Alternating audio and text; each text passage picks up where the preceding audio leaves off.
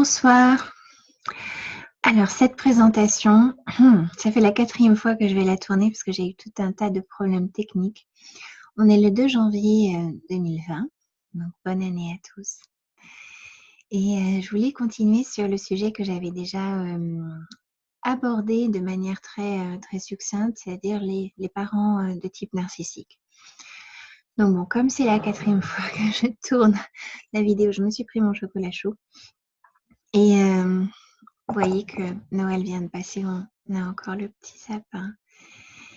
Et ce que je voulais faire cette fois-ci, c'est partager un document PowerPoint avec vous parce que il me semble que même si c'est moins chaleureux, c'est quand même plus clair. Celui-là, il est un peu long. Je pense que je vais ajuster un petit peu la durée. Idéalement, j'aimerais bien faire entre 6 et 10 minutes. Et là, c'est beaucoup plus long. Mais bon, vous me direz, vous me donnerez vos commentaires, vous me direz ce que vous en pensez. Et je vais commencer par un partage d'écran. Alors, voilà, en espérant que cette fois-ci, ça va marcher. Voilà, hop. Donc, les enfants de parents de type narcissique. Il y a plein de petites subtilités que je voudrais faire parce que déjà, je ne veux pas qu'on confonde de manière absolue narcissique et pervers narcissique.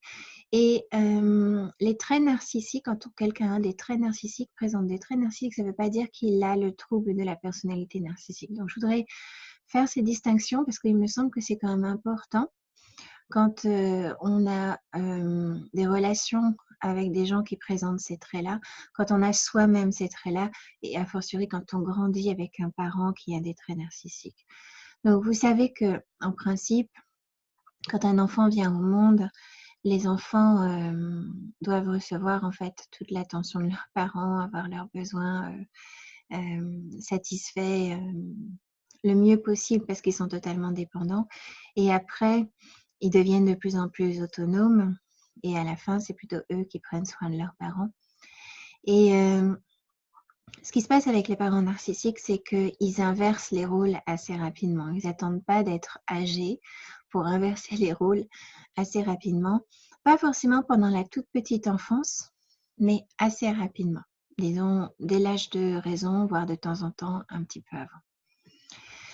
Donc, il ne faut pas non plus dire que les parents doivent se sacrifier absolument, mais quand on pense à l'intérêt de l'enfant, moi, ça me fait toujours penser à cette image quand vous prenez l'avion et il y a l'hôtesse de l'air qui vous explique les notices de sécurité. Elle présente donc les cas de dépressurisation de l'avion.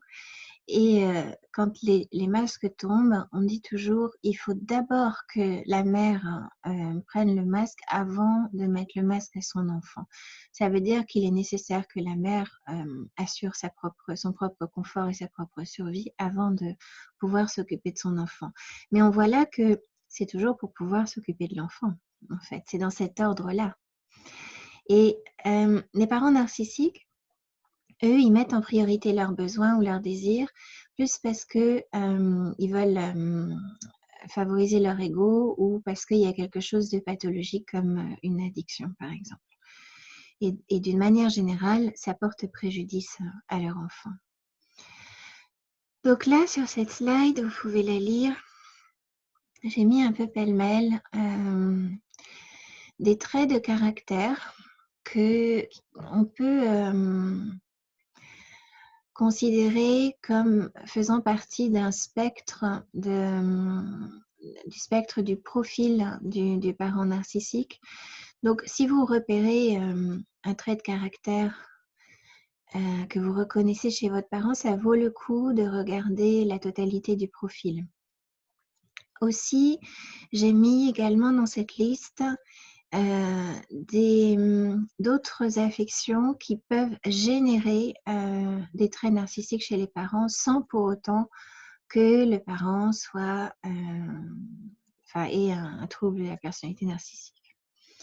Donc, le parent absorbé par son image peut être un parent narcissique. Le parent absorbé par sa carrière, le succès, l'argent, la religion, ça peut faire partie du profil. L'alcoolisme ou l'addiction à une drogue quelconque, ça peut générer des traits narcissiques parce que le parent est absorbé par sa dépendance et donc ne peut pas s'occuper de l'enfant comme il faudrait.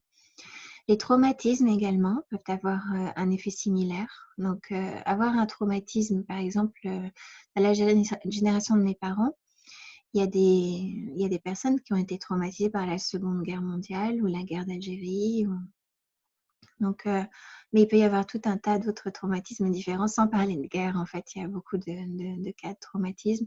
Et dans ces cas-là, la personne est absorbée en fait par ses démons intérieurs d'une certaine manière. Il y a aussi les préoccupations qui absorbent totalement. Par exemple, une mère célibataire qui aurait des gros problèmes financiers, qui aurait du mal à subvenir aux besoins de ses enfants. C'est pas qu'elle ne veut pas s'occuper de ses enfants, c'est que elle est accaparée par ça et ça peut durer et elle peut présenter des signes d'absorption en fait dans ces problématiques. Et donc, l'enfant peut développer les mêmes symptômes qu'un enfant qui a grandi avec un parent narcissique. La dépression, c'est pareil. La dépression, c'est un vrai vortex énergétique. Le parent ne peut plus s'occuper de l'enfant normalement. Après, je vous ai mis plutôt des caractéristiques qui se retrouvent chez pas mal de parents et qui peuvent faire partie d'une personnalité narcissique. Donc, le parent qui est très contrôlant. Le pervers, donc j'ai mis perversité entre parenthèses par opposition à perversion qui a trait à des comportements sexuels pervers et ce n'est pas le cas. Ici, on ne parle pas de perversion, on parle de perversité qui est plutôt la tendance à vouloir faire du mal pour son propre plaisir, le fait de prendre plaisir à faire du mal à l'autre. Le parent trop autoritaire, le parent qui n'entend aucune autre opinion que celle qu'il donne, qui n'accepte aucun autre point de vue. Le parent qui rabaisse constamment son enfant et le parent addict à la colère. Et ça, peut-être que je ferai une vidéo spéciale sur le parent addict à la colère en relation avec le narcissisme parce que c'est très curieux, ces gens-là qui se mettent en colère et qui racontent des choses c'est comme si d'un coup, alors qu'ils sont intelligents en temps normal, c'est comme si d'un coup, ils perdent tout bon sens et ils sont juste emportés par une colère qui n'a rien à voir d'ailleurs avec les circonstances du moment.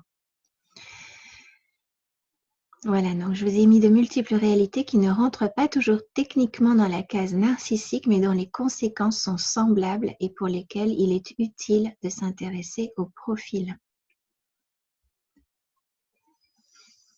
Donc ces caractéristiques, elles empêchent en fait le lien mère-enfant ou père-enfant de s'établir de manière saine parce que le parent est autocentré de manière excessive. Ça n'empêche pas, et c'est là que ça devient intéressant, ça n'empêche pas les soins nécessaires à la survie de l'enfant. Et donc, du coup, on ne parle pas de maltraitance, on ne parle pas de négligence parce que ce n'est pas visible à l'extérieur. Et c'est important pour le narcissique que ça ne soit pas visible à l'extérieur. C'est aussi important pour l'alcoolique ou l'addict, n'importe quelle personne dépendante à une substance. C'est important que ça ne se voit pas à l'extérieur. Et le fait que ce ne soit pas visible à l'extérieur, c'est en soi, c'est peut-être une solution pour le parent et c'est un problème pour l'enfant. Parce que le danger, c'est que l'enfant, lui, il va sentir que quelque chose ne va pas. Et comme il ne peut pas remettre en question l'image de ses parents pour des questions de survie, enfin de perception de sa propre survie, il va conclure que le problème vient de lui. Et il développe une forme de honte toxique, le sentiment qu'il y a quelque chose en lui qui fondamentalement est défectueux. Et pour autant, il ne peut pas identifier de quoi il s'agit. Donc, c'est une culpabilité sur laquelle il n'a aucun pouvoir. Il est complètement impuissant. Et ça, c'est vraiment très problématique. Donc, la différence, il y a une différence entre un père narcissique, une mère narcissique, et une différence également si l'enfant est un garçon ou une fille. Le père narcissique, il laisse des traces assez douloureuses chez ses enfants Mais si la mère est présente, comme c'est la mère souvent, dans la plupart des cas, qui s'occupe le plus des enfants, elle peut compenser de manière assez efficace. Si une mère narcissique a un fils, le phénomène d'identification avec un fils n'est pas le même qu'avec une fille.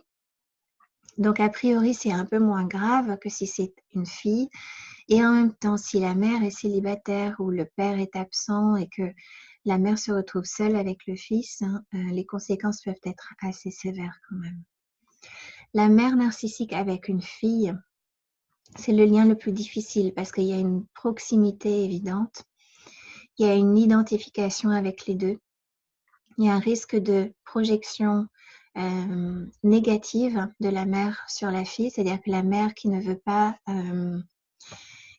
assumer sa part d'ombre, et ça c'est très significatif chez les narcissiques qui n'assument pas leur part d'ombre, ils la projettent à l'extérieur.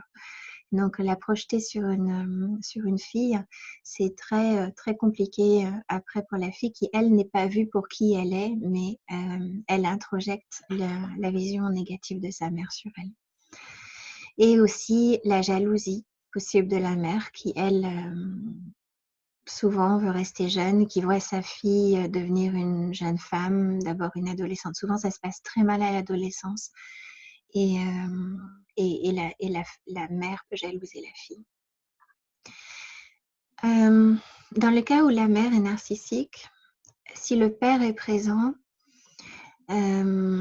plus ou moins consciemment, le père peut contrebalancer et protéger la fille. C'est souvent ce qui se passe, en fait, sur un plan systémique dans les familles. Souvent, le père, finalement, devient la mère de l'enfant.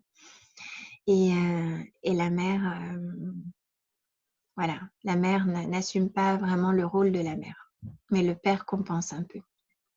Donc, définitivement, la relation la plus difficile, la plus compliquée à gérer, c'est la mère narcissique avec sa fille. Donc, parmi les besoins dont les conséquences sont visibles par l'extérieur, si dans le cas où il ne serait pas satisfait, il y a donc la nourriture, le logement, l'éducation. Donc, dans l'éducation, l'école, la bonne éducation, le fait d'être poli, de bien se comporter, éventuellement l'éducation religieuse et les soins médicaux. Donc, à ce niveau-là, les parents narcissiques répondent en général à ces besoins. Et ça peut paraître très, très bateau ce que je dis, mais c'est important parce que ça va jouer un rôle plus tard dans le fait que finalement, les gens qui ont été élevés de cette façon-là, ils ont l'air tout à fait normal et on part du principe qu'il n'y a pas de raison de se plaindre. Par contre, parmi les besoins auxquels les parents narcissiques ne répondent pas, et c'est là que ça va poser un problème parce que ça ne se voit pas tout de suite en tout cas. Là, j'ai listé l'écoute, l'attention, et mon chat qui ne me lâche pas. Hein? Allez. L'écoute, l'attention, la consolation, le réconfort, la tendresse, la compréhension, la compassion, l'accompagnement de l'enfant dans ses émotions, les contacts physiques appropriés comme prendre un enfant dans ses bras pour le réconforter, pour le temps passé à faire ce que l'enfant aime faire, c'est-à-dire les activités qu'il aime faire, et non pas juste les activités que les parents aiment faire pour eux-mêmes. L'intérêt pour l'identité de l'enfant, c'est l'enfant qui il est vraiment, pas juste la façon dont les parents ont envie de le voir. La reconnaissance de qui il est vraiment, la valorisation, la bienveillance, la stabilité émotionnelle de la part du parent, des repères émotionnels stables et l'assistance dans son développement intellectuel et psycho-affectif. Et ce dernier point-là, je pense que les parents narcissiques apportent la plupart du temps une assistance, une guidance dans le développement intellectuel, cognitif et psycho-affectif. Mais l'intention qu'il y a derrière, donc est-ce que c'est pour leur propre gratification narcissique ou pour l'intérêt de l'enfant, va déterminer la qualité de cette assistance et de cette guidance. Voilà. Et là où ça se gâte donc pour les enfants, c'est quand il s'agit des besoins dont les conséquences ne sont pas visibles quand ils ne sont pas comblés. Je vous laisse relire la phrase parce qu'elle est un petit peu alambiquée. L'idée, c'est que les parents narcissiques vont faire le nécessaire pour que tout ce qui est visible soit bien, enfin, ait l'air OK. Mais ce qui n'est pas visible sur le moment, sur le court terme, ils vont le laisser de côté. Et surtout, tout ce qui est attrait à la vie intérieure de l'enfant, ils le laissent de côté. Donc, à la longue, ça peut donner des individus robots, des individus qui ne sont pas connectés à leur ressenti, qui semblent déconnectés d'eux-mêmes, des gens qui sont en apparence adaptés, voire très performants, mais perdus à l'intérieur.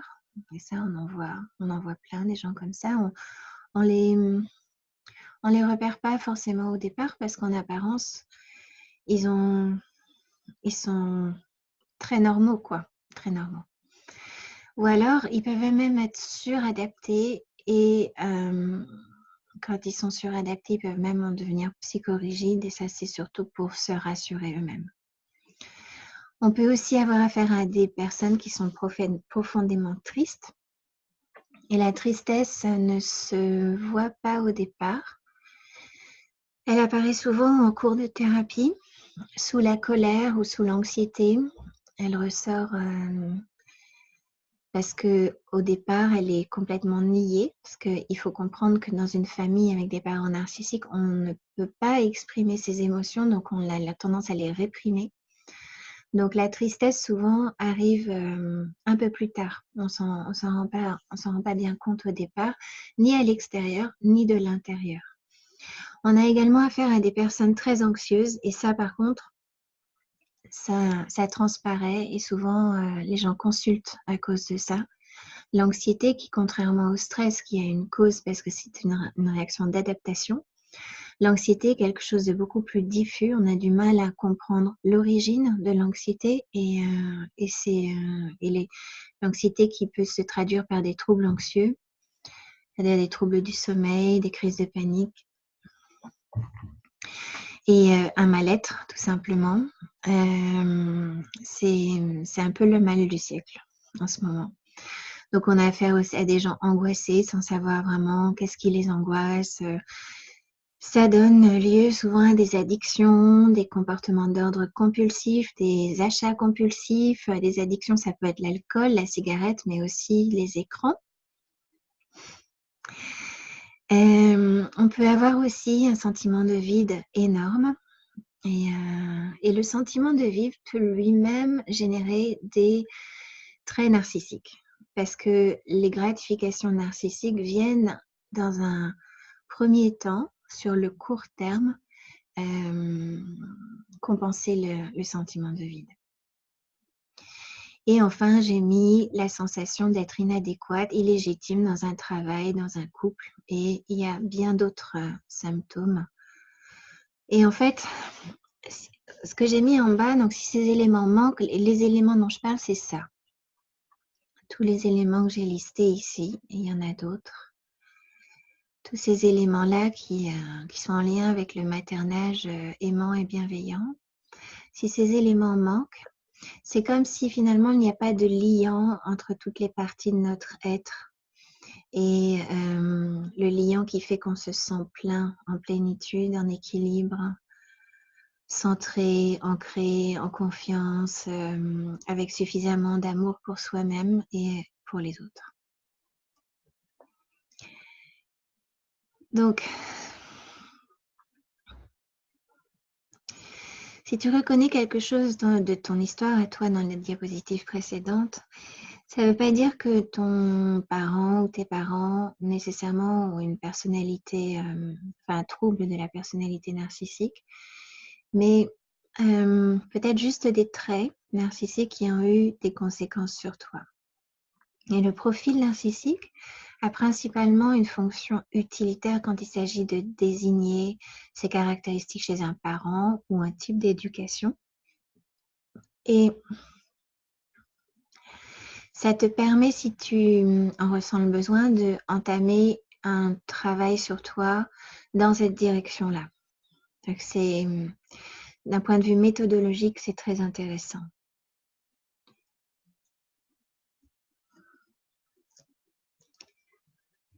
Donc ce qui se passe, si jamais tu as grandi avec des parents comme ça, ce qui se passe à un moment donné, c'est qu'il peut y avoir une crise ou un truc qui fait que ça va pas et tu commences à réfléchir à qu'est-ce qui fait que ça se passe de cette façon-là. Et si tu commences à porter ton attention sur tes parents et le type d'éducation que tu as reçu, tu as certainement le besoin d'en parler, mais là, tu peux te heurter à certains écueils et surtout à beaucoup d'incompréhension. Et l'incompréhension vient du fait que tu as probablement l'air très adapté. Tu as peut-être reçu une éducation en apparence normale, que les gens te disent « faut pas te plaindre, tu as eu beaucoup plus qu'un tel ou un tel, tu n'as jamais manqué de rien sur le plan matériel, socialement, etc. Tu n'as pas subi d'abus caractérisés. » Et aussi, il y a un autre truc, c'est que il existe un tabou énorme à ce sujet, particulièrement ce qui concerne les mères. On ne critique pas une mère. La maternité, c'est sacré dans notre pays et dans la plupart des régions du monde, c'est sacré. Donc ça, en soi, ça crée un blocage parce que la parole est bannie d'une certaine manière et même la pensée, d'une certaine façon, n'est pas réellement autorisée. En tout cas, on peut sentir qu'on n'a même pas le droit de penser à ça. Et surtout, on ne peut pas l'exprimer. On ne peut pas exprimer ce qu'on ressent et ce qu'on perçoit. Or, souvent, ce qu'on ressent et ce qu'on perçoit, c'est quand même juste. En tout cas, ça correspond à une réalité subjective, une perception subjective. Et en thérapie, on dit que ce qui n'est pas exprimé est imprimé. Imprimé, ça veut dire imprimé au niveau psychique, imprimé au niveau du corps aussi, parce que le corps a des mémoires. Les crispations qu'on peut avoir dans le corps, ça peut être lié à une anxiété qui a son origine dans la façon dont on a été élevé. J'ai mes chats qui commencent à se battre là. Eh oh.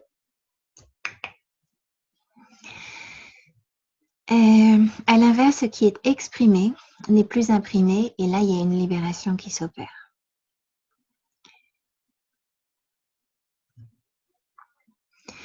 Je vais faire d'autres vidéos. Celle-ci, déjà, elle est assez longue. Je pense qu'elle est assez longue, elle est assez dense. Donc, je vais faire d'autres vidéos pour approfondir le sujet. Mais si néanmoins, tu as envie de faire un travail sur toi et que tu veux te faire accompagner, tu peux trouver un thérapeute peut-être dans ton entourage. Il y a des gens qui préfèrent vraiment avoir un thérapeute en face à face. Bon, mes chats, ils me stressent un peu des fois. Et donc, si tu cherches un thérapeute et que si tu as ce problème en particulier, il faut vraiment que tu trouves quelqu'un qui soit à l'écoute, que tu sentes qu'il est à ton écoute, que tu sentes qu'il valide tes perceptions. Parce qu'il y a des thérapeutes qui essayent de te faire croire autre chose. Enfin, en thérapie, on dit que on travaille sur les perceptions, c'est vrai. On travaille sur les perceptions, on fait du recadrage, etc. Mais ce n'est pas une raison pour essayer de changer la perception ou de ne pas valider la perception d'un patient. Donc, il faut faire attention à ça. Il faut que tu te sentes écouté, il faut que tu sentes de la bienveillance. En fait, pour les enfants qui ont grandi avec des parents narcissiques, aller voir un thérapeute qui est trop froid, c'est pas très bon. Donc, il vaut mieux chercher quelqu'un de relativement chaleureux, à l'écoute et bienveillant. Voilà. Si tu as envie de me contacter, moi, je donne des consultations, mais en ligne, donc uniquement en ligne. Et tu peux, je vais te donner la marche à suivre dans les slides suivantes. Donc, j'utilise le logiciel Zoom qui est exactement le même que je suis en train d'utiliser là pour filmer. Et tu peux simplement prendre rendez-vous sur Calendly. Là, j'ai mis le lien. Donc, si ça ne marche pas, le lien en direct, tu pourras le copier-coller. Je vais le mettre dans la description de la vidéo en dessous. Et donc, tu prends rendez-vous en ligne et ensuite, le paiement se fait en ligne et à ce moment-là, tu reçois le lien pour te connecter à la date et l'heure que tu as choisie. Et si jamais il devait y avoir un problème technique, je te rembourse intégralement. Voilà. Aussi, j'ai fait un document PDF pour, alors ça s'adresse plutôt aux femmes qui pensent avoir eu une mère de type narcissique. Et donc, il suffit en fait pour obtenir ce PDF là, pour vraiment faire le point sur quels sont les traits narcissiques chez ta mère et quels ont été les effets sur toi, ce qui est une étape hyper importante si tu es dans ce cas-là, parce que c'est la première étape qui va permettre ensuite de guérir en fait. Donc, tu peux télécharger ce PDF-là. En fait, tu vas, pareil, sur le lien que je vais mettre en dessous de la vidéo, et peut-être que même dans ce document, peut-être que tu peux cliquer directement dessus. Je ne sais pas, je ne suis pas une geek, c'est un petit peu compliqué pour moi. Mais en tout cas, je vais mettre le lien sous la vidéo. Tu pourras cliquer dessus et tu recevras le PDF par mail. Voilà. Donc là, j'ai terminé pour cette présentation. Ça a été assez long, vu que c'est la 4e fois que je l'ai fait. Moi-même, j'ai l'impression de me répéter et pas forcément être super claire. Mais bon, dites-moi dans les commentaires ce qui vous intéresse, si vous voulez que j'approfondisse un point plus qu'un autre. Et n'hésitez pas à prendre rendez-vous et je vous dis à bientôt.